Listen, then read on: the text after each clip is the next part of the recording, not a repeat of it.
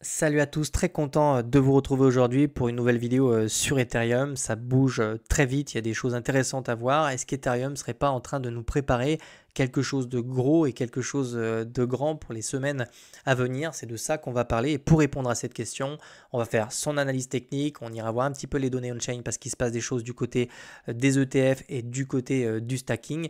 Et on ira voir un petit peu ce qui se passe aussi sur la paire ETH-BTC parce que là aussi, on a des structures de retournement qui sont extrêmement favorables et intéressantes pour Ethereum. Juste avant de rentrer dans le cœur du sujet, je te présente rapidement BitLearn. J'ai mis une promotion dessus. C'est une plateforme que j'ai fondée en novembre dernier et qui te permet de pratiquer et de te former à l'analyse technique, soit pour trader, soit pour mieux gérer tes investissements. Tu pourras également y retrouver donc des insights. Donc ça, c'est tout le travail de tous ceux qui sont sur BitLearn et qui publient régulièrement, tu vois, toutes leurs analyses techniques dans le but de pratiquer, de s'améliorer. Tu pourras également trouver un petit onglet formation. Donc, tu n'es pas obligé de te connecter. Tu peux directement aller dedans avec les liens en description et tu peux déjà consulter en fait tout le programme qui se situe à gauche. Tu as également des vidéos qui sont gratuites. Ça te permet de voir la qualité des cours et ça te permet aussi de voir si ça te convient, si la plateforme t'intéresse. Tu as également accès à un site en développement, donc c'est toujours BitLearn, c'est la version un petit peu plus qui te permet ici de trader régulièrement et de journaliser tout ce que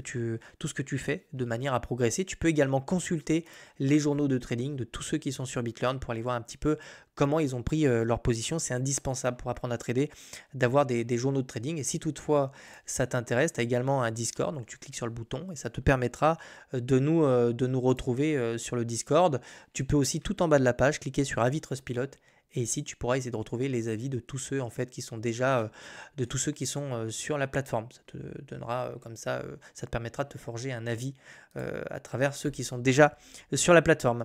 On continue directement sur Ethereum. Alors on va voir pas mal de choses aujourd'hui. Déjà, la première chose, c'est qu'on va activer ici nos moyennes mobiles. C'est très intéressant ici de voir le prix qui repasse au-dessus des deux moyennes mobiles. C'est pas rien, donc c'est une moyenne mobile 40 et une moyenne mobile 200, donc c'est des moyennes mobiles qui sont long terme. La dernière fois qu'on a vraiment eu ce type de signaux, c'était vraiment ici, tu vois, et on a vraiment eu un rallye en fait des 1800 $ quasiment jusqu'aux 4000 $. Donc c'est pas rien, quand on repasse au-dessus de deux moyennes mobiles comme ça veut dire qu'on a vraiment des acheteurs, une pression acheteuse, et qu'on est vraiment sur une forte tendance haussière. Donc ici c'est vraiment le cas, ça fait vraiment plaisir. On va descendre dans les intervalles de temps pour essayer de récapituler, pour essayer de te situer un petit peu. La dernière fois qu'on a fait l'analyse technique, je t'avais dit, extrêmement important, on est bloqué entre deux bornes, on doit vraiment passer au-dessus de cette résistance-là. C'est chose faite, hein. On est vraiment venu s'affranchir de ces niveaux-là. On l'a fait avec du momentum, on l'a fait également avec des inflows, donc on a un vrai volume acheteur qui s'est exécuté entre les 2000 et les 3000 $. Donc vraiment, sur les niveaux actuels, là, le gros support qu'on a eu là, on a eu à peu près 2,5 milliards qui sont rentrés à travers les ETF. C'est pas anecdotique. Ça veut dire qu'ici, tu as probablement des fonds, des institutionnels qui se sont vraiment positionnés sur ces niveaux-là. Alors, je te vois venir, tu vas peut-être te poser la question, ouais, j'en ai pas, est-ce que je dois en acheter sur les niveaux actuels? Non, c'est trop tard. Si tu veux, on a eu vraiment eu 2-3 mois durant lesquels on pouvait vraiment se positionner. Rappelle-toi ici, on avait vraiment parlé de ce bottom-là autour des 1400-1500 $. Et combien même tu ne l'avais pas attrapé ici, on est quand même quasiment resté 2 mois sur le niveau des 2500. Donc je te dirais que c'est un poil trop tard et tu devrais peut-être attendre des corrections avant de te positionner vraiment. Quoi qu'il arrive, si tu es déjà positionné sur Ether, je te dirais que tu n'as pas grand-chose à faire. Dis-toi qu'ici, on a quand même énormément d'institutionnels qui se sont posés autour des 2500 $. Donc je pense que les objectifs se situent globalement nettement plus haut. Également à savoir qu'on est quand même venu, si on prend du recul sur Ether et qu'on regarde simplement ce qui s'est passé, ce que tu dois savoir, c'est que globalement, on est venu chercher toutes les liquidités qui se situaient sous les 2200. Et Dieu sait qu'ici, il y avait énormément de stops qui étaient positionnés. Et on est même venu chercher, en fait, tous les stops qui se situaient ici. C'est pas pour rien qu'on a eu la petite mèche. Et globalement, ici, c'était vraiment les dernières liquidités. Elles se situaient vraiment sur ces niveaux-là. Donc, en fait, le ménage, pour moi, il a vraiment été fait, en fait, au sud. Et les objectifs ne peuvent être qu'haussiers sur les prochaines semaines ou les prochains mois. On sait que ici, on a énormément de stops qui se situent au-dessus. C'est vraiment une énorme zone. Et on a également, autour de la TH, en fait, autour des 5000 $, enfin 4600 $, on a également ici probablement des liquidités aussi qui attendent. Donc toi, le ménage, j'ai envie de te dire qu'ici maintenant, il va plutôt se faire au nord, et donc tu comprendras que sur du moyen long terme, les prochains objectifs se situent clairement au-dessus en fait des 4 000 $, donc entre les 3 900 et les 4 700 $. Ce qu'il faut également comprendre ici sur les niveaux actuels, c'est qu'on est désormais sur une tendance qui est haussière. Donc ça, c'est vraiment très clair. La moyenne mobile en daily servait de support. En général, quand on amorce vraiment une dynamique haussière, on se pose vraiment sur la moyenne mobile 200, et ensuite on s'en extrait par le haut. Sinon, on se fait rejeter et puis ensuite on repasse dessous. Ce qu'on n'a pas fait sur Ether. Donc ça, c'était vraiment les signaux ultimes. C'était vraiment la moyenne mobile 200. On s'est posé dessus, tu vois, on a vraiment consolidé dessus et on s'en est affranchi, on est parti chercher des nouvelles résistances. Également, en termes de théorie de dos, on voit qu'ici on a un creux, on vient faire un nouveau sommet, on vient chercher un creux ascendant, un creux plus haut que le précédent, et là tu vois qu'on vient chercher une résistance ascendante. Si on trace ces points, on est clairement ici, tu vois, sur une nouvelle dynamique haussière, et donc les objectifs maintenant sont toujours les mêmes, ils se situent clairement au niveau des résistances qu'on avait perdues, donc autour des 3700 et des 4000 $, sur du moyen court terme. On peut également prendre cette droite-là, on peut tracer ça, on peut la dupliquer, on peut la mettre sur le support et ça nous ramène également sur ces niveaux de prix. Ce qui est très important également, après on partira sur les métriques, c'est qu'Ether, pour la première fois depuis le début de ce cycle, nous montre un intérêt plus important que sur BTC. Je m'explique. Ici, je t'ai mis deux charts. Tu as la charte de BTC. Ici, tu as la charte d'Ether.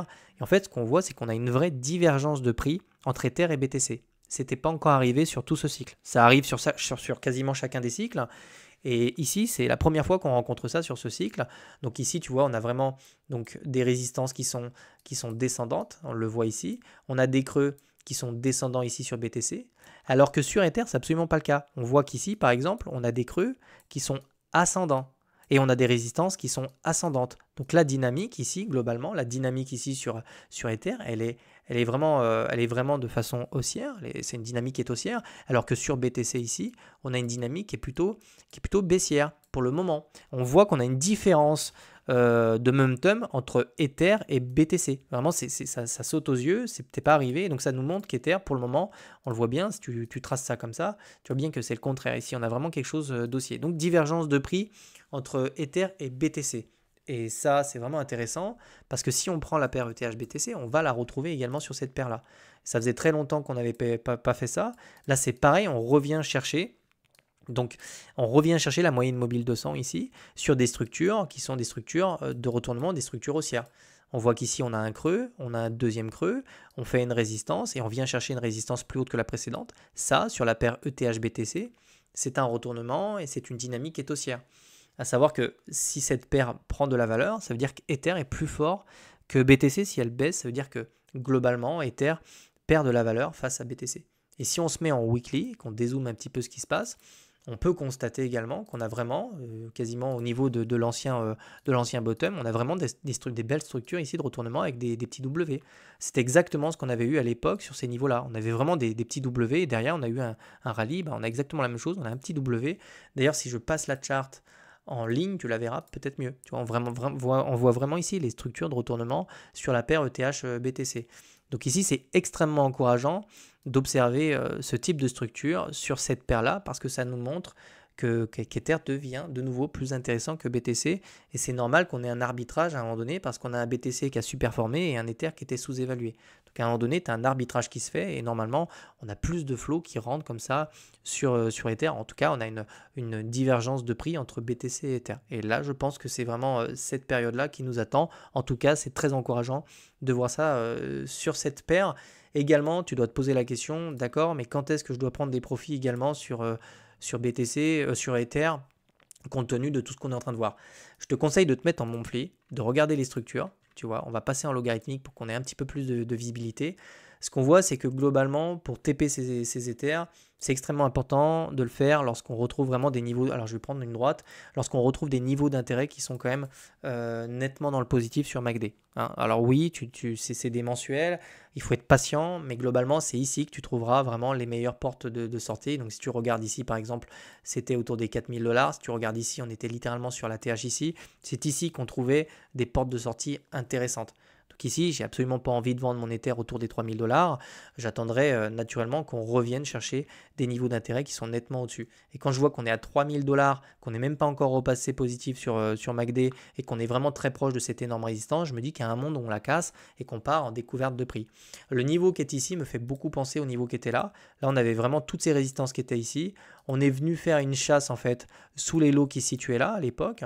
Ben, j'ai l'impression qu'on fait exactement la même chose en fait. Ici, on a vraiment cette big résistance. On est venu faire une chasse ici, c'est très souvent hein, la chasse comme ça, et ensuite on vient chercher toutes les targets haussières. On sort tout le monde, on épuise tout le monde, et ensuite on a un rallye. Ben, j'ai quand même l'impression qu'on se situe un petit peu dans ce type de scénario.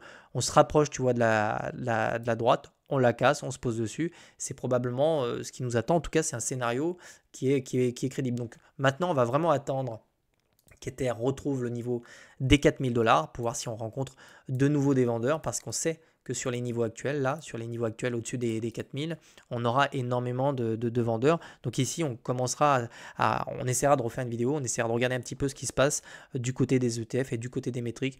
Mais il y a de grandes chances que si on revient de nouveau chercher cette résistance-là, il y a des chances qu'on la casse compte tenu de ce qu'on voit sur le TH/BTC, la dominance et les métriques.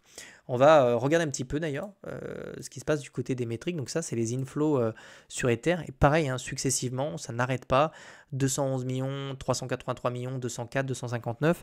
Donc on a un vrai volume acheteur sur Ether. On a vraiment des institutionnels et des particuliers qui se sont vraiment positionnés durant 2 mois sur les 2500 et même sur les niveaux actuels. On a vraiment un volume qui est haussier. On va retrouver ce volume haussier globalement sur les métriques qui se situent là. Donc là, on voit vraiment que globalement, donc ça c'est ce qu'on appelle le flow. Sur le flow, tu vois ce qui a été vendu, tu vois ce qui a été acheté. Donc c'est très intéressant d'aller regarder plutôt ce graphique-là qui est le net flow. C'est la soustraction des deux. Et globalement, si ta candle est au-dessus, ça veut dire que tu as eu plus d'achats. S'il est en dessous, ça veut dire que tu as eu plus de ventes. C'est l'addition de tout ça. Et ce qu'on regarde, c'est que depuis 3 mois quasiment, enfin depuis le mois d'avril, on n'a que des achats, on a quelque chose de croissant ici. Donc les métriques sont bonnes en fait sur Ether. On a énormément d'institutionnels, de particuliers qui ont acheté de l'Ether sur les 2-3 derniers mois. Et automatiquement, ça finit par se voir en fait sur la charte.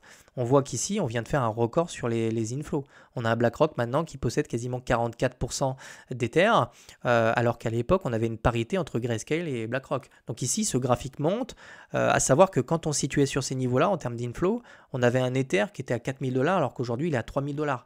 Donc il est moins cher alors qu'on a plus d'inflow qu'à l'époque. Donc on a eu de l'accumulation qui s'est faite autour des 2500 $. Ça fait pas l'ombre d'un doute. Donc on a un Ether qui est extrêmement solide et les métriques accompagnent clairement le prix.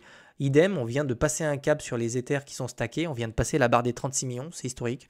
On n'avait jamais vu ça. Donc tu vois, si tu regardes toutes les métriques, elles nous servent de biais évidemment. J'ai des Ethers, donc je suis comme vous probablement, mais les métriques sont bonnes.